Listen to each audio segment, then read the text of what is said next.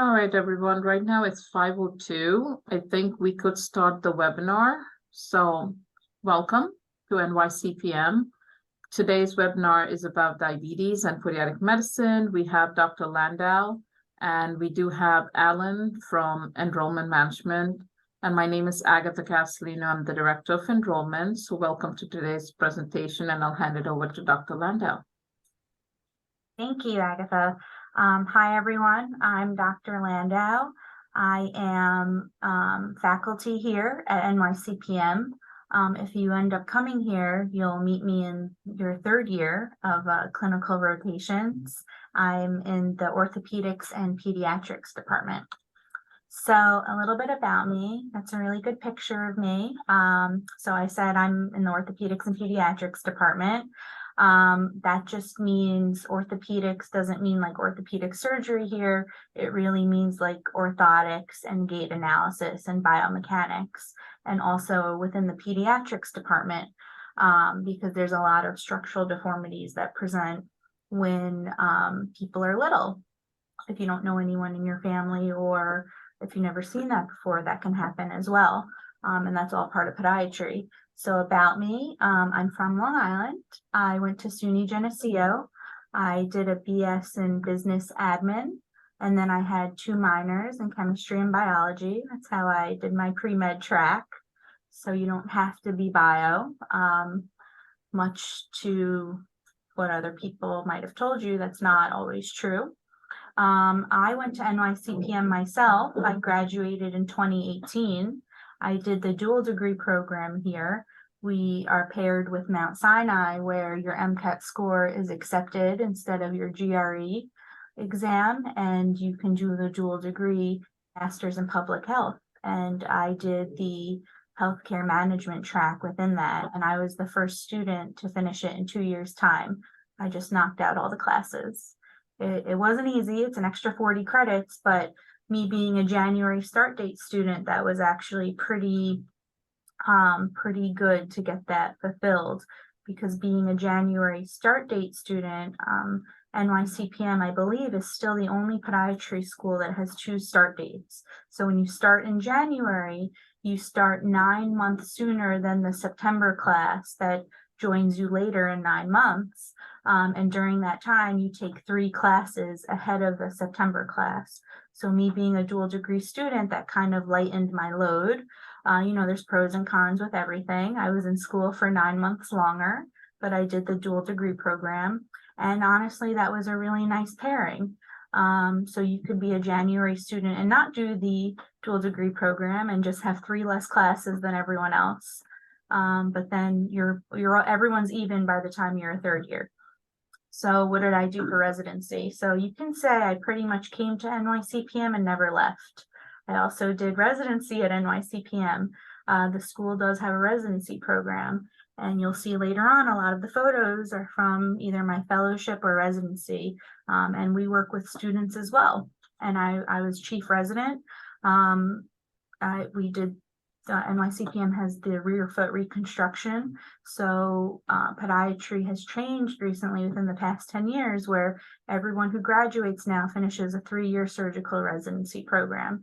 So everyone gets trained in surgery. So you don't have to want to do surgery, but at least you'll have the training in it. And I was chief resident my final year. And then after residency was over, I did a fellowship here at NYCPM in gait-related disorders in the lower extremity in children and adults. So I teach biomechanics here and functional orthopedics, and I run a gait lab session in the gait lab. And then I got hired after the fellowship, and I've been here ever since. So I came to NYCPM and never left. And then but why did I choose podiatry? Well, my dad went to NYCPM, and so did my stepmom. So there's a lot of NYCPM in the Landau family. A lot of NYCPM, a lot of feet. But it's not that we're obsessed with feet. It's that being a foot doctor, there's a lot to it. So it's more than just nails and calluses, much to what other people think. So this was a photo from residency. So all of us actually went to NYCPM. This was my old co-resident, Ainul. The cage is for Charcot Recon. This is Dr. Vitale and Dr. Shake. They are surgery attendings at the school. They teach surgery at NYCPM, and Dr. Vitale is also my he was my residency director. This is Ainul again. We're doing a Charcot Recon. We'll get into that in a little bit. This is one resident with a bunch of students. So when you're a student, you get to work with the residents and the attendings pretty closely, and you get to see all the surgical stuff in the OR. What I do love about podiatry is that it's the fast track to surgery. So where other specialties that do surgery, you have to be in residency a lot more longer. This is a 3-year surgical residency program where everyone has the ability to do surgery at the end of your 3 years, provided that your residency lets you graduate.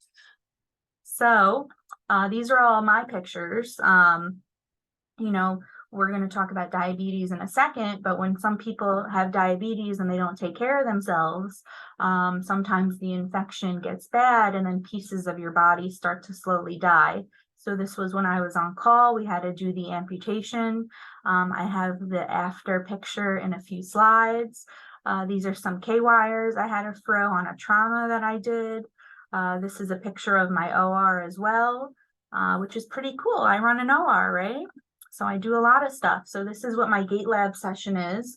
So when you're a diabetic, you're prone to ulcers, or even you don't have to be a diabetic. I run a gait lab session where I connect you to an F-scan gait lab system. It's an in-shoe pressure system that looks at peak pressures. So before surgery, after surgery, before orthotics, after orthotics. This is when I could do modifications and I could correct a lot of deformities, and I could see if your limbs are functioning symmetrically. There's a lot you can get from this. And this is a study that I did out of the school with some students as well. So if you're a student, you could do research with me. But this is a total contact cast, which is one way to treat uncontrolled diabetes when you develop something called Charcot and have an ulcer. So this cast is supposed to heal the ulcer by offloading it. And then, we did a study with the peak pressures with the sensors inside of it. So what is diabetes? I know I just mentioned it a whole bunch of times. So when you're in undergrad, you hear about it, but you really understand what it is. It's a chronic condition that affects your body, and it really affects sugar, how you are able to break down sugar. So there's 2 types. The first one, it's pretty much kind of like an autoimmune disease where you can't produce insulin at all. And then the second one is very common when people for months, weeks, or years don't eat right. So if you eat a lot of sugar consistently, the actual receptors on your hemoglobin and cells actually get distorted, where even though you have a normal amount of insulin, the glucose can't get into the cell because the cells become so distorted. So until you really lose weight and change your diet, you're going to have a lot of sugar in your bloodstream, where versus type 1, you're not able to make insulin at all. And that's why you have a lot of sugar in your bloodstream. Does it really matter which one you have? For Charcot, no, you can get it either way. You can get Charcot either way. But those are the 2 ways to get it. One of them you just don't really have control over, right? If it's an autoimmune disease. So high A1C is how it'll happen. So those blue dots is what happens when there's a lot of glucose in the blood. So that's what happens with Charcot, which we'll get to in a second. So when you have diabetes, the risks of having foot problems go way, way up. Why is that? Well, when you have a lot of sugar in your blood for a long-standing amount of time, something called glycosylation happens, which is nerve damage. So the nerves in your hands and feet get affected first. You don't feel stuff as well as you used to when you were younger and healthier. And then that's when all the mess starts to happen. So we're specifically trained to assess all that. So we assess the patient's vascular, derm, wounds, blood flow, and any musculoskeletal complaints, and the bones of the feet. We pretty much do everything pertaining to the lower extremity. But we also do a team approach, right? So it's not just me. I work with vascular surgeons, I work with dermatologists, plastic surgeons, general surgeons. It's usually a team approach. So I do my part and then someone else comes in and does their part. So important facts, diabetes is just getting worse in America. Every 20 seconds, a limb is lost to diabetes. Isn't that a crazy stat? More than 100,000 lower limbs are amputated each year due to complications from it. It's from that high A1C. So including a podiatrist in the diabetes care can reduce the risk of lower limb amputation up to 85% and the risk of hospitalization by 24%.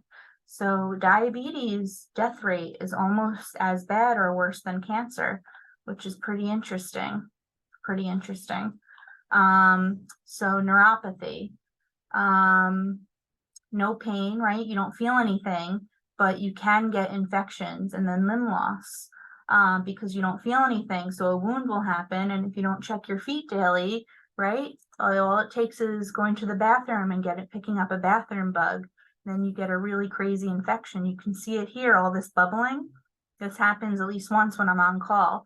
So if you're into like gore and stuff, there's that aspect. If you're into biomechanics, there's that aspect. If you want to do peds, you can see peds. I know today we're talking about diabetes, but not every podiatrist only sees diabetics. You could really subspecialize as well. So this is diabetic neuropathy. I know most of you can tell this is an ankle and an ankle fracture, right?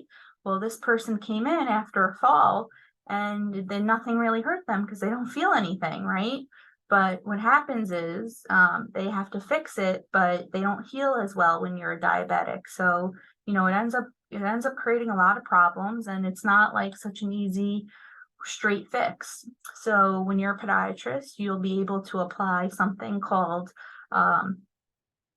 frames, Alizaroff frames or Delta frames, and they help with the Charcot recon. So you throw all these K-wires, and I'm so good at throwing K-wires from all the Charcot recons that I did when I was in residency. And that's really the name of the game. Every surgery that you have to throw a screw, you have to throw a K-wire first. So going to a program or going to a school that has a Charcot specialist, and I worked very closely with a Charcot specialist. You'll learn about her in a bit. Her name's Dr. Godoy. She's very, very good, and she reconstructs all of these lower extremity Charcot, breakdown. So when people have long-standing diabetes, we don't just cut their limbs off, right? We want to save them. How do we save them? We got to fix the alignment.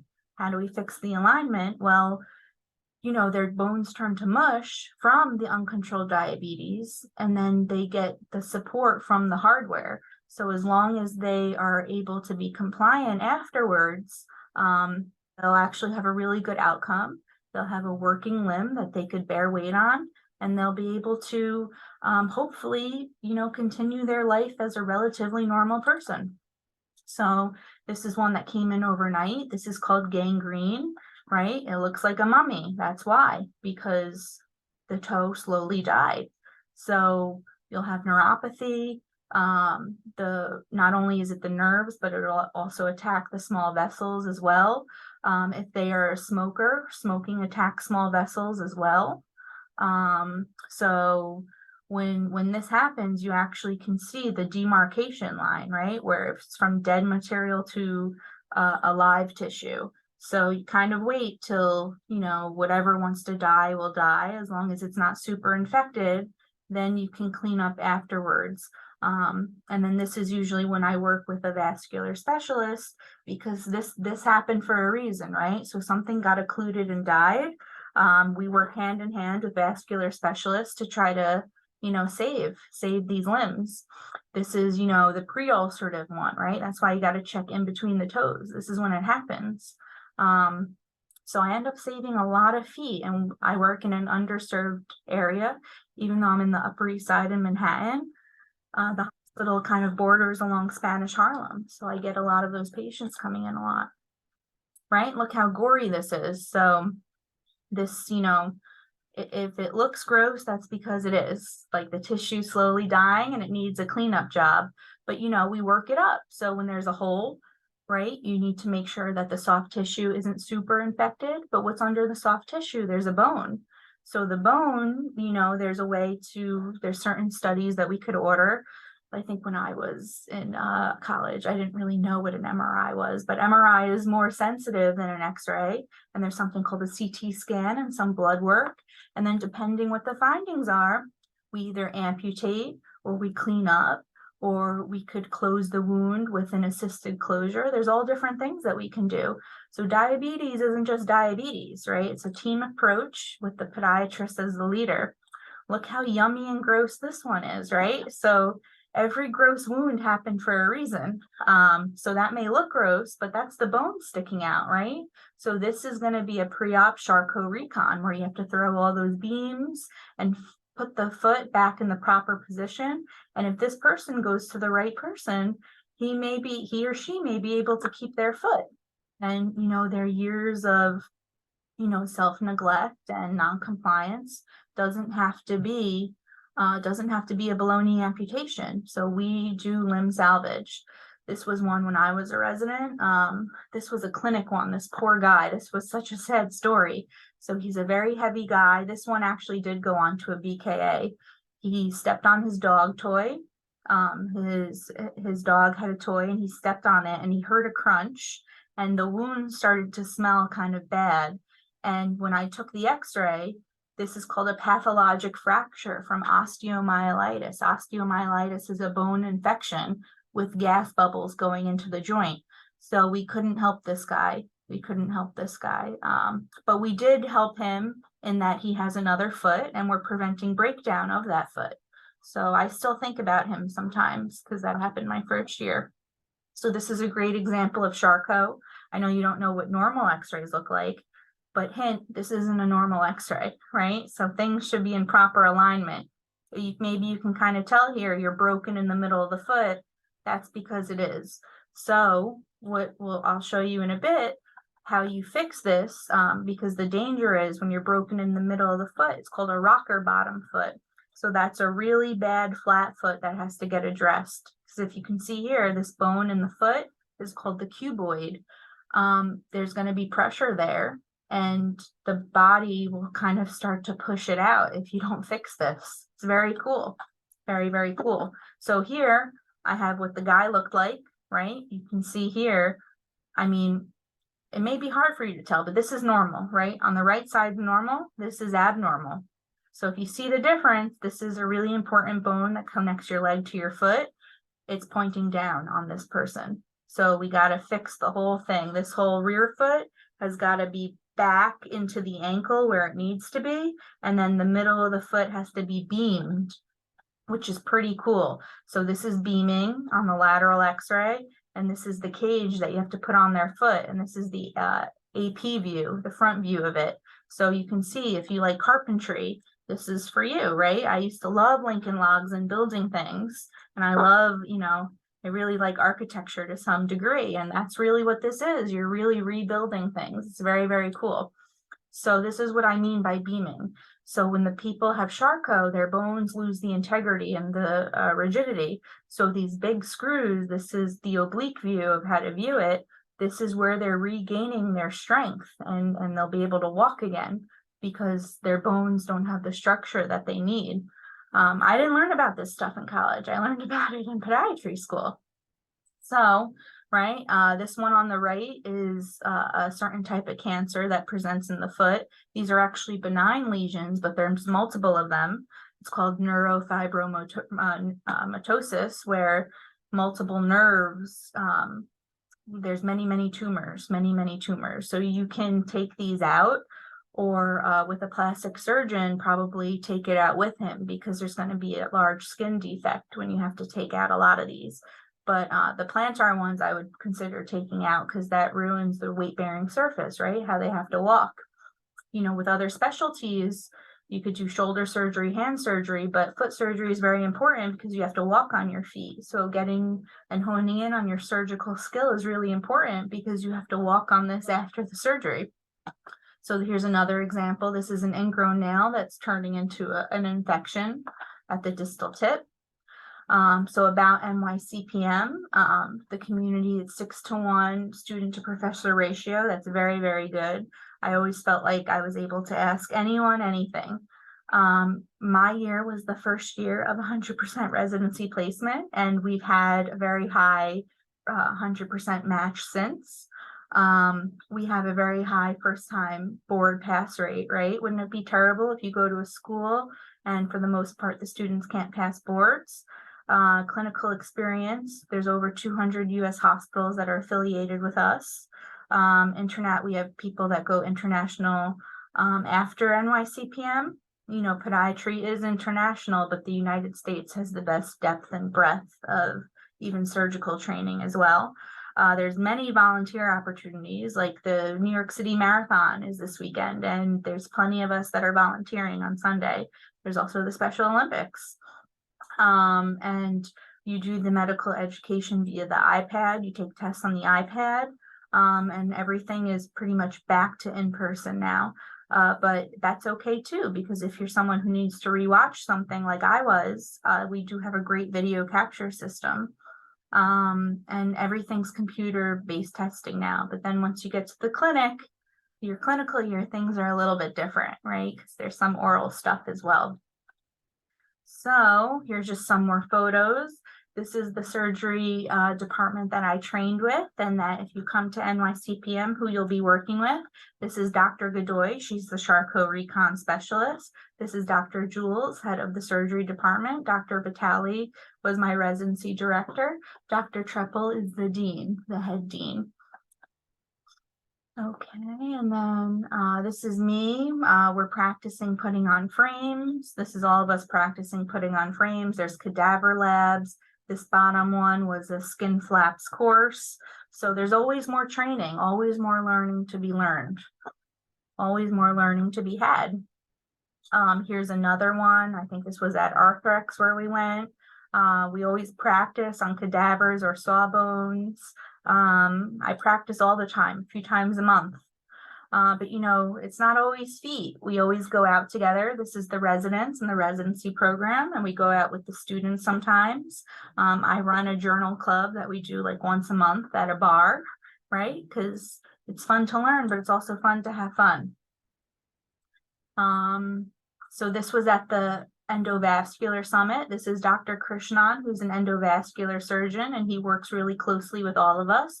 This is Dr. Godoy again, and this is myself and Dr. Yeager. Dr. Yeager was my co-resident, and he's in the surgery department. And this is my boss, Dr. Logan, and this is Dr. Volpe, who's one of the pediatric specialists, podiatric specialist. This is me and Dr. Godoy. Then this was the ankle fusion that we did.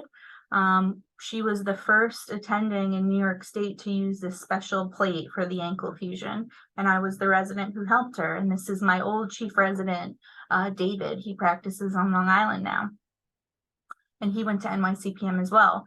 All of us went to NYCPM. Here's a few students. Here's me and Dr. Vitale again, and this is Dr. Falavine. This is me and Dr. Sheikh at Harlem Hospital. And what's great about NYCPM is that because we're in the inner city, we see a lot of different pathology that maybe some of the other schools don't, because we're in one of the, if not the busiest city in the United States, right? So, and we go to 4 different inner city hospitals. So there's a lot of different foot pathology to be seen and had. This is us outside the OR. This is Dr. Sheikh, one of the old residents, T, and some students having fun. And when you're a student, you get to go into the OR and even, you know, open an incision, close an incision, get to do some cool stuff in the OR. This is me, Dr. Jules, who's the head of the surgery department, and Keith was my old co-resident. This is Dr. Rice. She won attending of the year. She's in the surgery department. This is my OR. This was a first MPJ fusion that we did. You know, you can see some blood and gore, but it's pretty cool, pretty fun stuff. We threw a lot of hardware that case. And then, you know, when you're a resident here, you get to do skin to skin. And then when you're a student, you get to see a lot of cool stuff here that you may not have otherwise.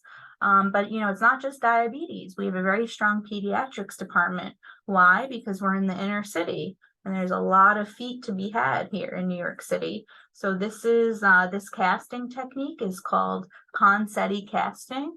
It's to take something that a baby could be born with called clubfoot. And without doing a surgery, you can cast them out of that deformity. And this little Band-Aid here is sometimes at the very last step, they have something called ankle equinus, and you just have to release their Achilles tendon. It regrows back, don't worry. But just so that they can maintain that good position from the clubfoot, because you took a leg that looked like this, and then you make it look normal, where it doesn't look like a club anymore, right? This looks like a golf club. That's why it's called clubfoot. Okay, that's Dr. Treppel in the background. That's me when I had blonde hair, and Dr. Yeager and Dr. Sherman. This was the residency crew with Dr. Vitale and some students. This is us in the OR at the end of the case with some students. This could be you in the OR, right? With some students and some residents, right? Live, laugh, love limbs, right? There's a lot of surgery to be had on the lower extremity. This is some residents and students having fun in the operating room. This is one of Dr. Godoy's that's me when I was a resident.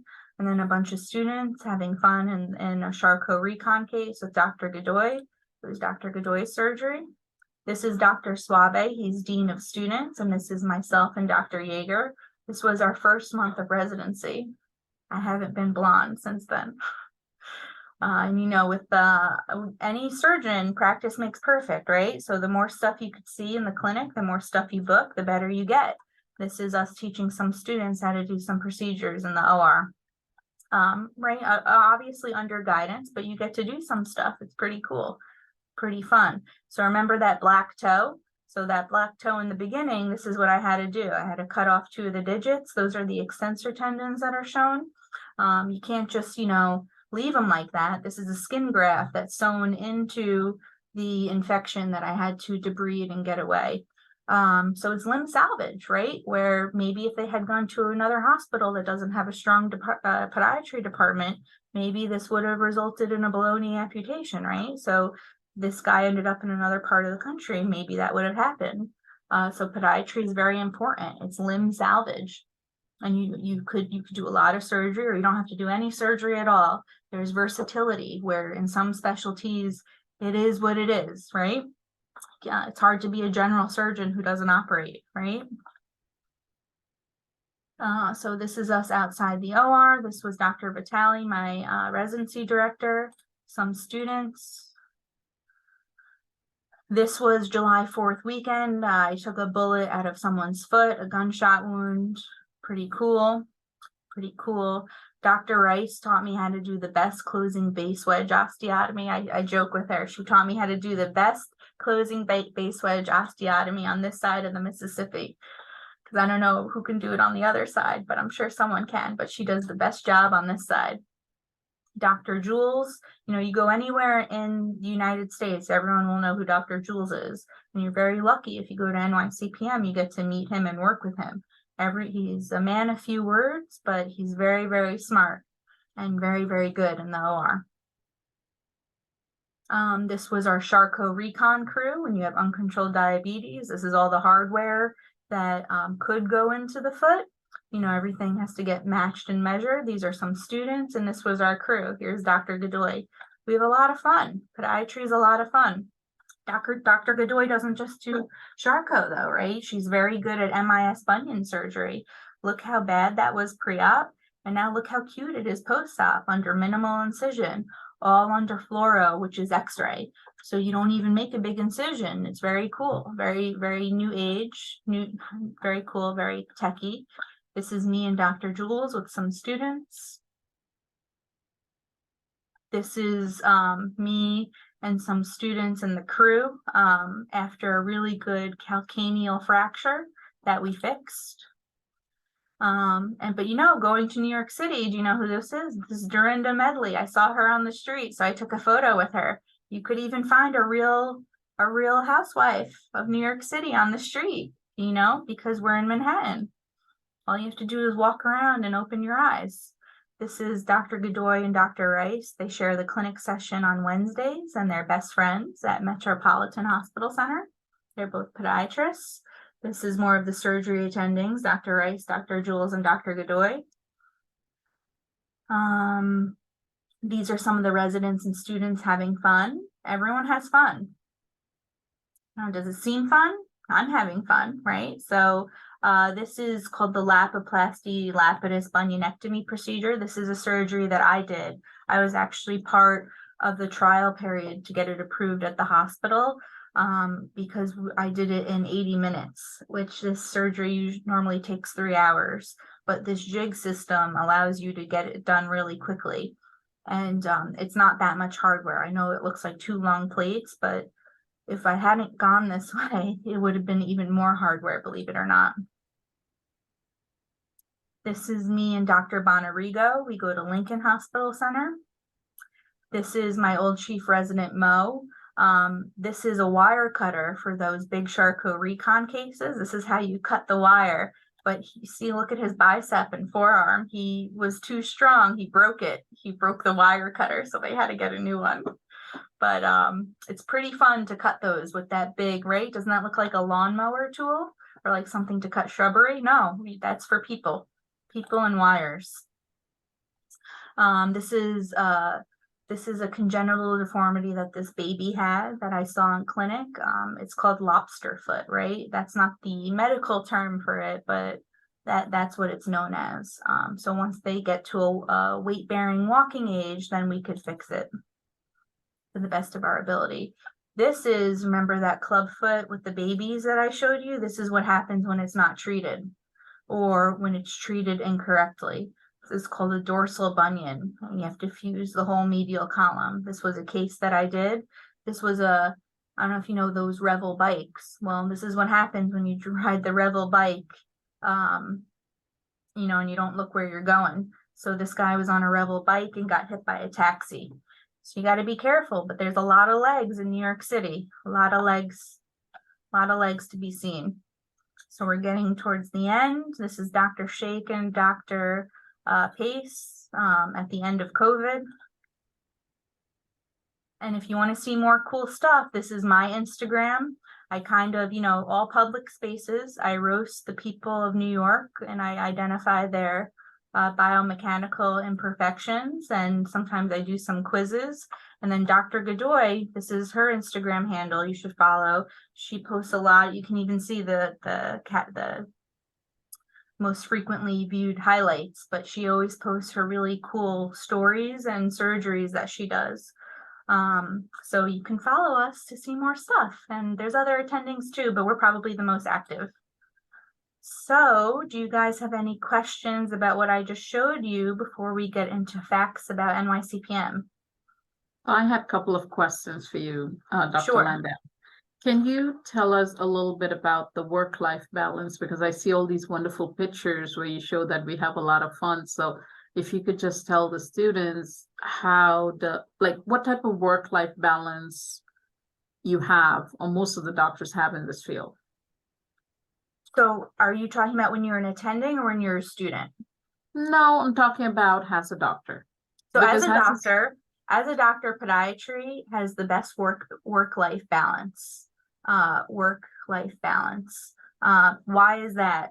Well, because with podiatry, if you're not on call, there's not really emergencies that come in if you have the clinic sessions, because there's always the emergency room that can see the patient. But if you want to be like someone busy who's taking cases to the OR all the time, you can take a lot of call, or you don't have to take a lot of call, or you can be someone who does surgery a lot or elective surgery, right? So like Charcot recon, where they're very sick people with all these medical problems, that's not really called elective surgery. That's more like urgent or semi-urgent. So it has to be addressed sooner than later, where elective surgery is more like, oh, I don't like my bunion and hammer toe, or my foot's too flat, or my foot's too high. So that's more of an elective reconstruction case, which, isn't really gonna be an emergency. So those get done between the hours of like 8 a.m. and 2, or whatever you want, right? So I work at a teaching hospital where I'm with residents and students. So it really could be whatever you want. I love biomechanics and the way that you walk and improving everyone's and improving everyone's gait. I'm really good at writing orthotics. I'm really good at, making people walk better. I like doing less surgery now than when I was a resident. When I was a resident, I was very surgery hungry, but now I'm the attending, and now I don't like to do surgery as much anymore because I think about these people a lot after I leave. But I like helping people too. All these infections, I've saved people's lives, right? These infections could travel up their leg and kill them. So it's not just nails and calluses. It's not your grandmother's podiatrist, right? So NYCPM allows you to become a surgical lower extremity specialist. We had a question in the Q&R, and the person says, I have looked at the website and understand that there are DPMs / PhD okay. programs. Is it something that could be possible in the near future?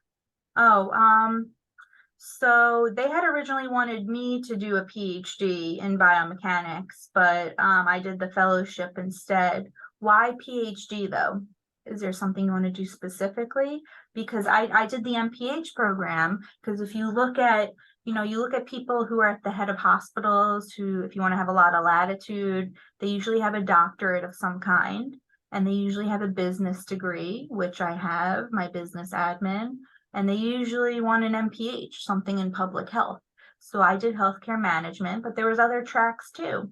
I could have done something called biostats, and I know people that are podiatrists that go into pharmacology type gigs afterwards with that background. So the MPH can give you a lot of latitude. I feel like MBAs are not that popular anymore because they give them out very easily now. But I think the MPH is great, and it's from Mount Sinai, no less, which is one of the best hospital systems in the country. So I did like the MPH program. PhD seems like a little long, unless you're trying to do something really specific with that. I don't know how useful that is. I was against it. Okay. We have another person saying, I would like to say thank you for your presentation. It was really inspiring and detailed. He just wanted to compliment you. We have another question. What type of classes do student needs to take in the first 2 years? Is there a full body of anatomy labs? Yes, there is. So the first 2 years is very similar to regular medical school, but then I would say the second half of the second year, we start focusing on more biomechanics and lower extremity anatomy more specifically. So you do have a whole general anatomy course that's separate from lower extremity anatomy course. Yeah. The next one is, yes, I hope to do a specification in a specific field. That was the student answering your question. Does that mean podiatry? Oh, I was hoping to do and specialize in a specific field. Oh, you mean the PhD? Yes. Yeah, there's plenty of research available, but you don't have to do a PhD for that.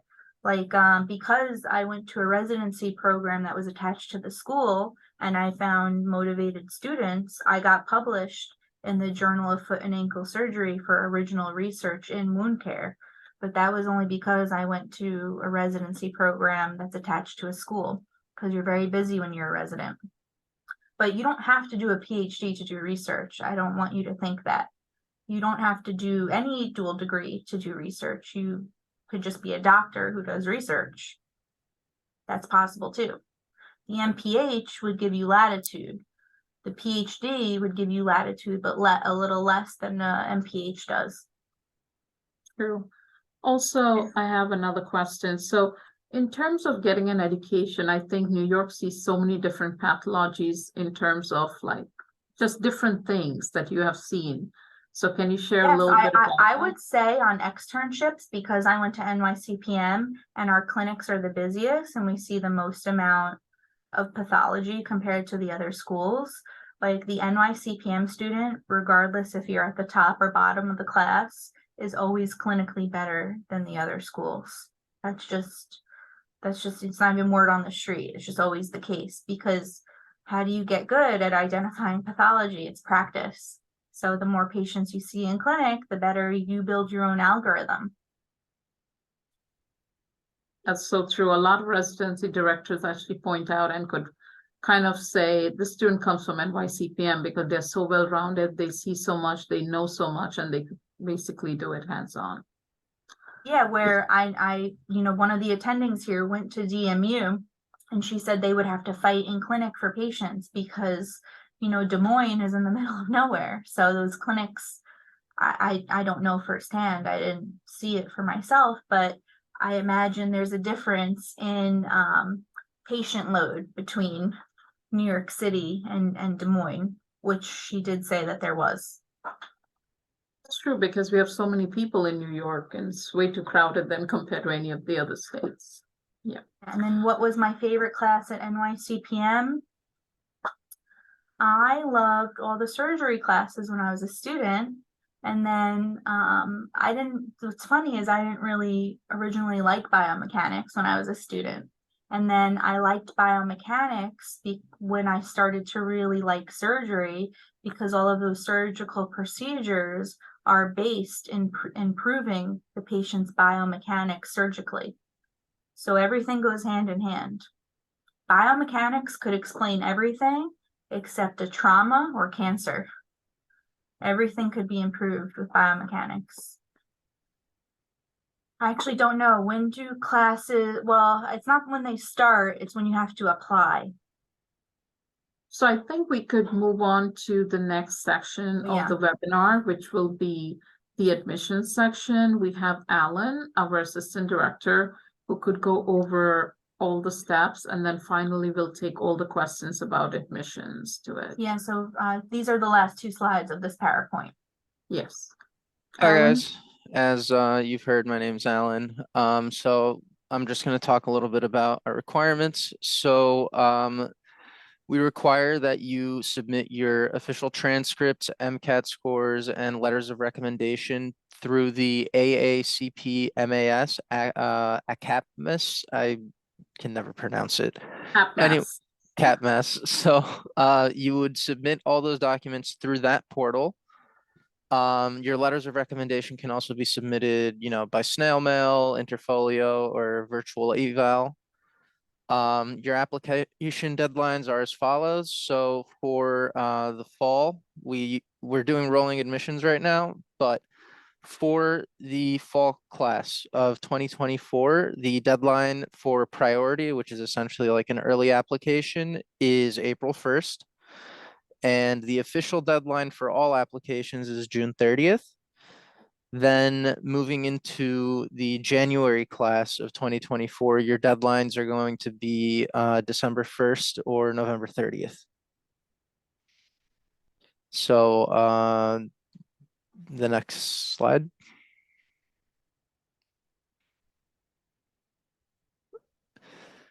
So our last classes averaged a 3.0 science GPA, a 3.2 cumulative GPA, and a 496 average MCAT score. Your prerequisite classes, our prerequisite classes are very similar to any other med school. We require biology, a lecture and a lab, chemistry, a lecture and a lab, organic chemistry, a lecture and a lab, physics, and 1 year of English. So these requirements are not set in stone. If you took biochemistry or another biology or chemistry course that isn't listed here, we can see if we can take them as substitutes on a case-by-case basis, but there are no like guaranteed substitutions, if you get what I'm saying.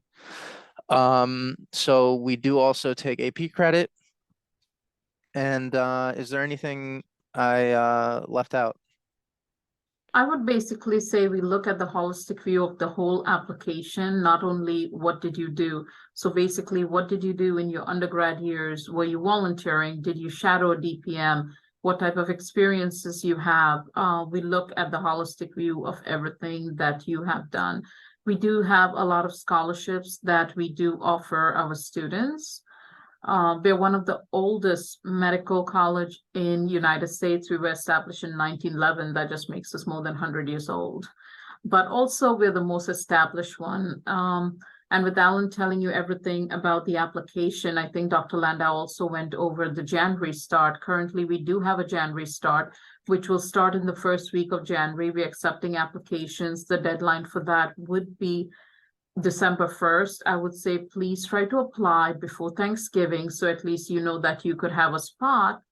And that is a slower start. You do get some break in between. I would definitely tell you, if you do want to start that classes and if you want more information about it, we are happy to provide it at admissions. You could email us, call us at the following number, but also if you're interested, we have another webinar coming next Thursday, and that webinar would be our January start students. Those students would be across the board from the second year, third year, fourth year. They're going to give their experiences of seeing how did that help them and how did they persevere. So if you're interested in being part of that webinar, we'll be more than happy to send you all that information, and follow us on Instagram because you will see all the posts in a timely fashion. If you guys have any questions, please put it in the Q&A so we could be happy to answer them all for you.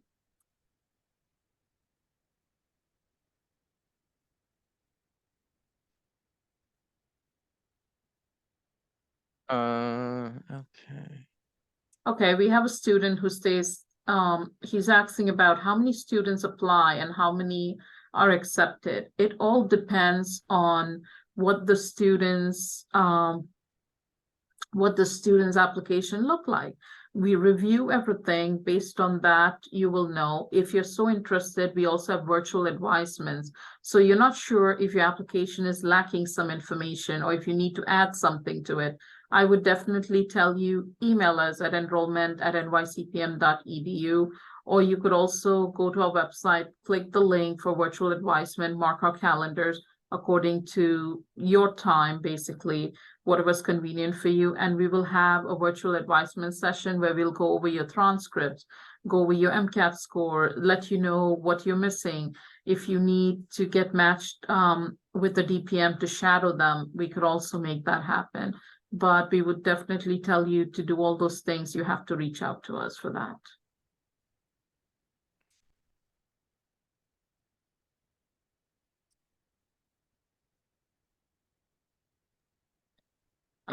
We don't have any more questions. Basically, Dr. Landau, do you have anything to share with us in particular that you love the most about NYCPM that you remember as a student? Let's see. I know maybe I don't look it, but I'm old now. So I graduated in 2018. Every year was different than the year before, and it always got more fun. I actually love being in New York City. You know, I know you're going to be studying a lot, and the students that do best treat it like a job. But because you're in New York City, you can always catch a Broadway show. There's always something to do if you have downtime.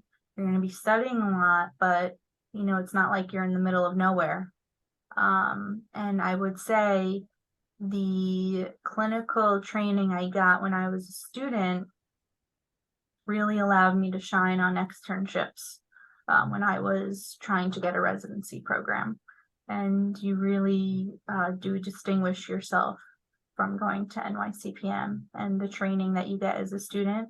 And then, you know, as an attending wise, I stayed with the school for residency, and I don't know, myself and Dr. Yeager, we went to NYCPM and then we stayed as attendings, and, you know, I think we're both very good at what we do. You know, the training is second to none. So I had a question for you. I know you mentioned before your parents are DPMs too. So what made you to become a DPM instead of becoming a general doctor? The path of least resistance, I would say initially, but you know, my dad has 5 offices and I'm not working there. I'm working at the school. So, you know, I found something that I really like doing. I really like teaching biomechanics. Can I always take that over later? Sure. But I'm not working with them right now in their 5 offices. I'm working at the school. because I love running a gait lab session. I love, teaching. I love doing orthotics. I love improving people's gait. And this is like a little subspecialty that I really, really enjoy doing. What I'm And hearing from I've used my everybody, MPH program a lot from it. what I hear a lot about from every DPM, and I'm hearing from you, there's so many different subspecialties into this field that you could do whatever you wish or whatever you like. Yeah, Basically, that's depends on what correct. you feel. Oh, there's another question. Are there advantages for students who start in January rather than the fall?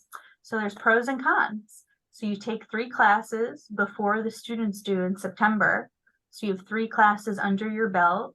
And I think you either take them one at a time or you take 2 at once and then one a little bit late. It's like a staggered start date, but it's within those 9 months that you're here before the September kids that you're taking those 3 classes. So when the September kids join you, you're taking 3 classes less. So your workload is not as much as theirs. What are the cons? Well, you're in school 9 months longer. And, it's an extra 9 months. So that doesn't always fit into everyone's life plan. So you have to see what works out best for you. I was a January student. It worked out great for me. I highly recommend it. If you are someone that can't start this January and you want to start in the fall because you don't want to wait until next January, that's okay too. That's what most people do. There's nothing wrong with that either.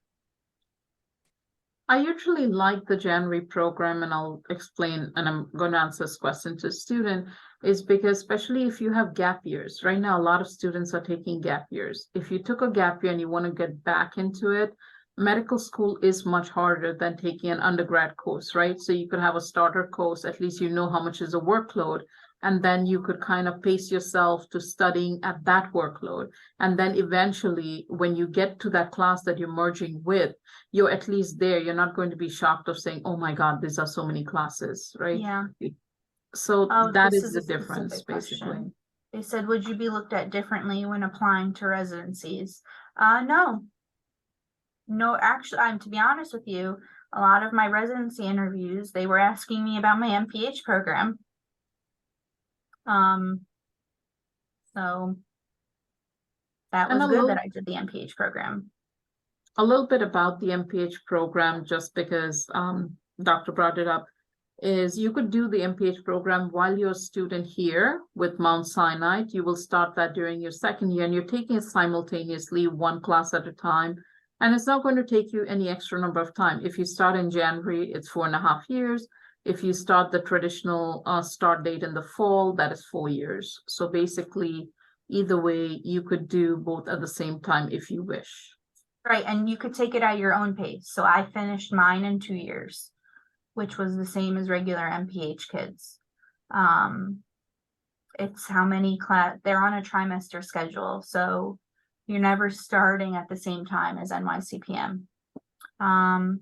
I liked it. It was a lot of work though. There were some days I was in school from 7 a.m. at NYCPM 8 or 8 a.m. until 8 p.m. at Mount Sinai.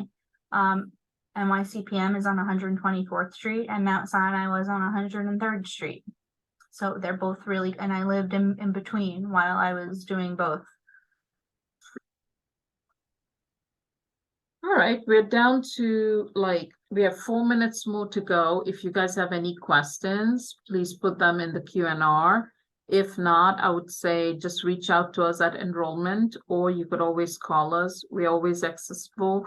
We do have a very good admission staff here, and we have Dean Lee, who is an amazing dean. She's always reaching out to students. She's always helping in every way possible. So if you guys have any questions or concerns, feel free to reach out to us, and we are here to help. Oh, there's one last question. What were living expenses like during podiatry school? Pretty similar to med school. I made food at home. I lived cheaply. Now I don't really remember what I did for it because I don't live that way anymore. But you're a student. Yeah, you really shouldn't live too differently than you did in undergrad. because you're not making any money. You're getting help from your parents or you're taking out loans. So I lived on loans. That's what I did. I'm the oldest of 6 kids.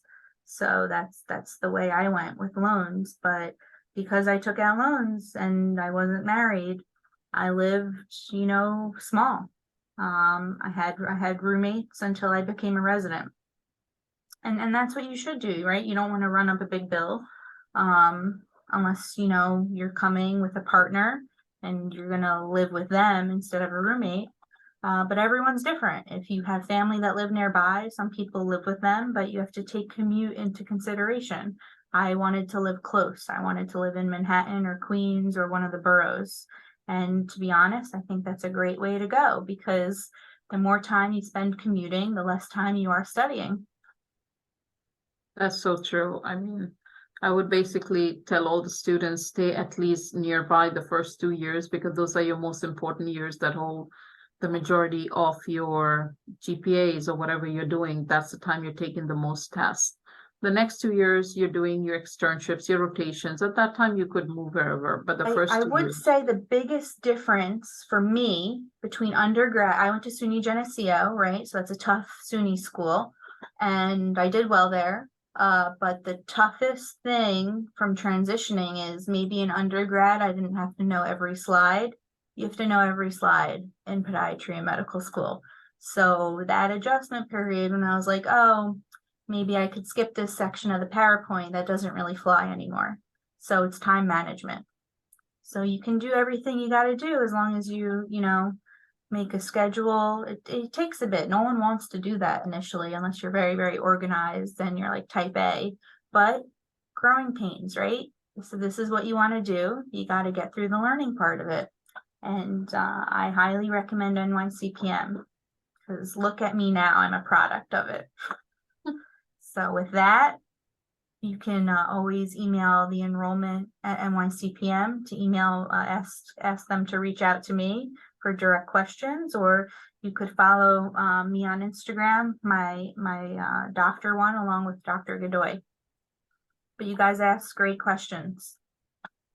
Thank you so much. And I think they posted their last question saying, okay, thank you very much for the information and presentation, answered all their questions.